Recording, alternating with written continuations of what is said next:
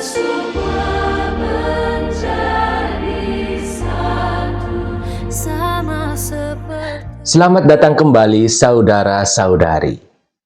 Setelah membahas prinsip kesatuan dan penghormatan di video yang lalu, kini kita akan memberanikan diri masuk ke dalam jantung ajaran khas Katolik. Sebut saja dengan istilah pilar-pilar doktrinal Gereja Katolik. Ini adalah poin-poin yang mungkin terasa berbeda dari komunitas Kristen asal Anda. Ingat, tujuan kita bukan untuk mengkritik, melainkan untuk memahami secara mendalam kekayaan yang kami yakini telah diwariskan oleh Kristus kepada gerejanya yang Katolik. Pilar pertama, makna gereja. Di dalamnya kita akan membahas hierarki dan magisterium. Saudara dan saudari, bagi kami, Gereja Katolik adalah sakramen keselamatan. Artinya, gereja itu sendiri adalah tanda dan sarana kesatuan Allah dengan umat manusia. Gereja tidak hanya terdiri dari persekutuan orang percaya yang tidak terlihat, tetapi juga memiliki struktur yang kelihatan.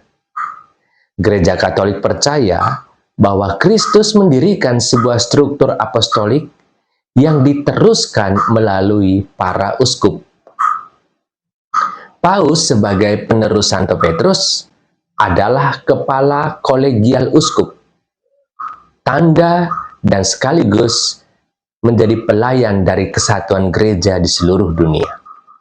Struktur ini disebut hierarki, dan struktur atau hierarki ini adalah jaminan bahwa Injil diajarkan secara utuh.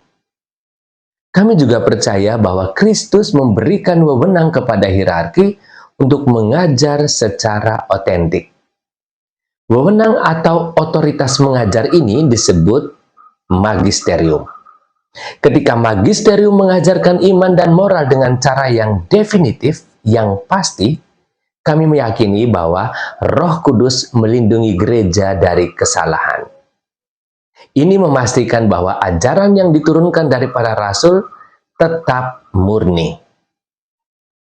Pilar yang kedua, kitab suci dan tradisi suci versus sola scriptura. Saudara-saudari, dalam komunitas asal Anda mungkin sangat berpegang pada prinsip sola scriptura atau hanya kitab suci, yang menyatakan bahwa Alkitab adalah satu-satunya sumber otoritas doktrinal yang tanpa salah. Gereja Katolik mengajarkan bahwa wahyu ilahi, pewahyuan dari Allah, diteruskan melalui dua mode yang saling terkait erat, yang membentuk satu kesatuan, yakni kitab suci atau firman Tuhan yang dituliskan, dan tradisi suci atau firman Tuhan yang disampaikan secara lisan dari para rasul kepada penerus mereka, yaitu para uskup. Tradisi suci ini mencakup pemahaman gereja mula-mula tentang liturgi, doktrin Trinitas, dan kanon Alkitab itu sendiri, atau tentang kitab suci itu sendiri. Gereja percaya bahwa kitab suci dan tradisi suci mengalir dari sumber yang sama, dan keduanya harus diterima dan dihormati dengan kesetiaan dan hormat yang sama. Magisterium adalah pelayan yang bertugas menginterpretasikan kedua mode wahyu ini secara otentik. Tanpa magisterium, kita berisiko menafsirkan firman Allah hanya berdasarkan pandangan pribadi. Pilar yang ketiga, yakni sakramen-sakramen. Sementara banyak komunitas Kristen mengakui hanya dua sakramen, yakni baptisan dan perjamuan kudus atau ekaristi, Gereja Katolik mengajarkan adanya 7 sakramen yang didirikan oleh Kristus dan efektif memberikan rahmat yang dilambangkan oleh sakramen tersebut, yang kita kenal dengan istilah ex opere operator. Ketujuh sakramen tersebut adalah sakramen baptis, sakramen penguatan atau krisma, sakramen ekaristi, tobat, rekonsiliasi, sakramen pengurapan orang sakit, imamat, dan sakramen perkawinan. Perbedaan paling signifikan terletak pada pemahaman kita tentang ekaristi. Kami tidak memandang roti dan anggur sebagai simbol semata. Kami percaya pada transubstansi. Pada saat konsekrasi dalam misa, melalui kuasa Roh Kudus, esensi atau substansi dari roti dan anggur secara ajaib diubah menjadi tubuh dan darah Kristus yang sejati. Sementara wujud luarnya, rupa, rasa, bau tetap sama. Ini adalah kehadiran nyata, real presence Kristus. Jika Anda ingin mendapat penjelasan lebih terperinci atas sakramen-sakramen dalam Gereja Katolik, kami akan membuatnya dalam video lain yang terpisah. Pilar yang keempat, tentang Maria dan Orang Kudus. Saudara-saudari, mari kita bahas tentang penghormatan kepada Maria dan Orang Kudus dalam Gereja Katolik.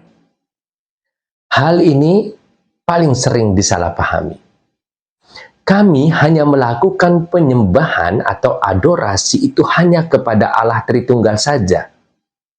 Sedangkan apa yang kami lakukan kepada Maria dan Orang Kudus adalah penghormatan, venerasi. Mereka adalah teladan iman yang sempurna yang telah menyelesaikan perlombaan hidup ini dan kini bersatu dalam kemuliaan bersama Kristus. Kami menghormati Maria sebagai Bunda Allah karena ia melahirkan Yesus yang adalah Allah dan manusia sejati. Kami percaya bahwa ia telah diangkat ke surga. Kami memohon doa perantaraannya sama seperti kita meminta teman atau keluarga mendoakan kita di dunia ini. Maria adalah pendoa yang paling kuat di surga. Satu catatan kecil, semua ajaran tentang Maria yang ada dalam Gereja Katolik sebenarnya secara tidak langsung pada saat yang bersamaan menjelaskan bukan hanya Maria, tetapi juga menjelaskan tentang Tuhan Yesus. Kami juga percaya pada persekutuan para kudus, yaitu kesatuan gereja yang ada di bumi, yang ada di api penyucian, dan yang ada di surga. Orang kudus di surga dapat mendengar doa kita dan mendoakan kita kepada Allah. Mereka bukan sumber rahmat, melainkan perantara yang membantu kita mendekat kepada Kristus. Saudara-saudari, 4 pilar ini, gereja dan magisterium, kitab suci dan tradisi, 7 sakramen, dan Maria dan Orang Kudus adalah inti yang membedakan iman Katolik dari komunitas Kristiani yang lainnya. Mereka semua saling terkait dan mengarah pada satu tujuan, yakni kesatuan yang lebih dalam dengan Kristus. Pada video-video berikutnya kita akan membahas setiap pilar ini secara terpisah dan lebih mendalam. Agar mereka juga ada di dalam kita. sehingga dunia percaya